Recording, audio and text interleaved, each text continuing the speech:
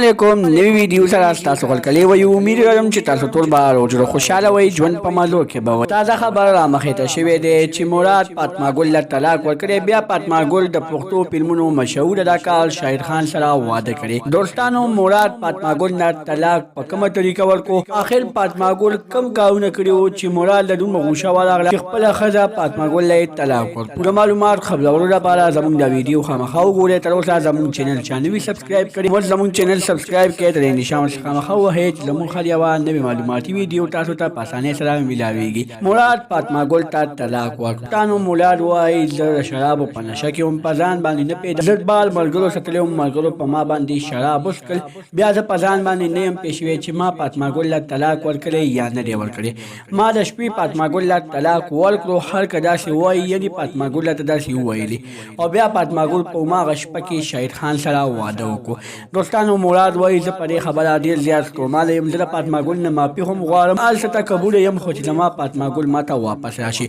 خو فاطمه ګل وایي داسې هېڅکله نشي کېدی ځکه چې ما د پښتو فلمونو مشهور اداکار شاهد خان سره واده وکړو شاهد خان ما د مراد نه خوشحاله ساتي مراد ډېر زیات خفه دی نیلم ګل ته ولاړه فاطمه ګل ته ولاړه مراد په ځای باندې پاتې شو دوستانو چې ته کله هم د پیسو لالچ کوي نو ته به تاسو به خامخا داسې حرکت کېږي نورو معلوماتي ویډیوګانو لپاره زموږ چینل سبسکرایب کړئ نشان څخه خامخا وهئ چې زموږ هر یوه نوې معلوماتي ویډیو تاسو ته په اسانۍ سره ملاویږي والسلام